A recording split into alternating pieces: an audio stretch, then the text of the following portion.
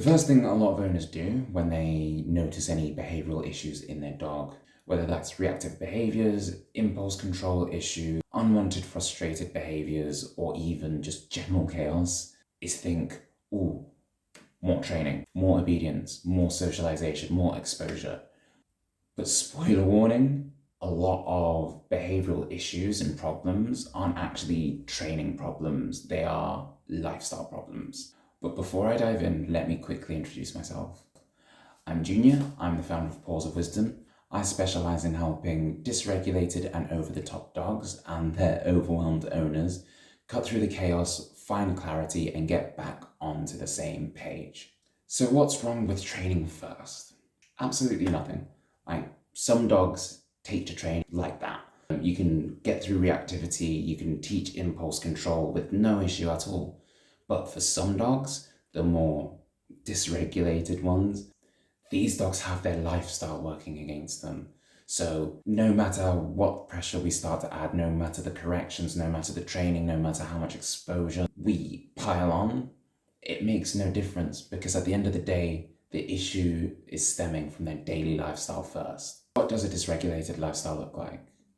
And the answer really is chaos. So dogs who are dysregulated find it harder to learn, they find it harder to follow direction and instruction. They're more unpredictable, they're more impulsive, they're less able to focus, they are just chaos. This stems from things like lack of structure, lack of proper restorative rest, and I'm talking 16 to 18 hours a day of deep sleep, not 30-minute naps here and there where you get up and they're switched on straight away. None of that.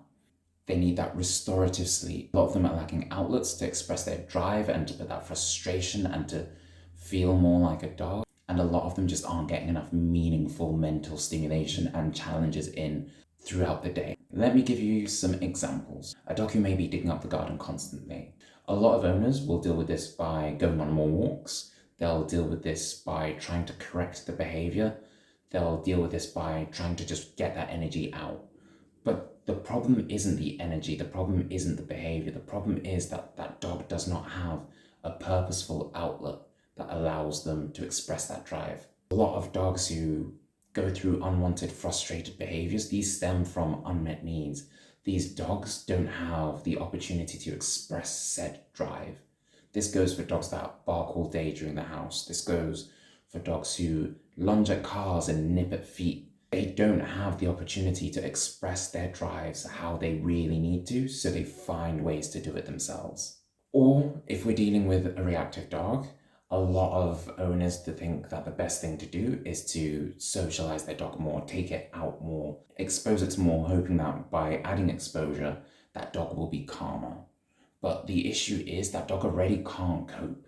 So by taking it out to do more, to expose it to more, you are overwhelming it even more. So if we want to help reactive dogs, realistically speaking, what we should be doing is helping them cope, whether that be bringing them out of those stressful situations, cutting that exposure, meeting their needs, boosting the holy trinity, reducing the unholy trinity, making them more regulated, and then starting at a level of exposure that they can deal with. Doing something like that will be 10 times more effective than going straight into training. A lot of these problems, as I've mentioned, aren't training problems, they're unmet needs, they're regulation problems, they're lifestyle problems. Until we can rebuild that lifestyle and that foundation and reset that regulation, we're fighting a losing battle. This is why training on top of chaos is like pouring water into a cracked cup, right? It doesn't stick. Only when dogs are regulated, rest, have their needs met, and just feel fully fulfilled, that they'll be ready to accept training, that they'll be ready to listen to us. This is why my biggest thing is regulation before expectation. So if you feel like you're throwing training left, right, and center at your dog and nothing's working, then sometimes the best thing to do is take a step back and figure out, are my dog's needs met? Is this a behavioral problem, or is it just a lifestyle problem? Is it something that can be solved by meeting their needs, by setting a few boundaries? Or is it something that we need to regulate first before training the issue? If you want to dig deeper into meeting your dog's needs and creating a more regulated lifestyle, then check out my resource vault, which is packed with freebies that will give you the information that you need to live a more regulated life with your dog.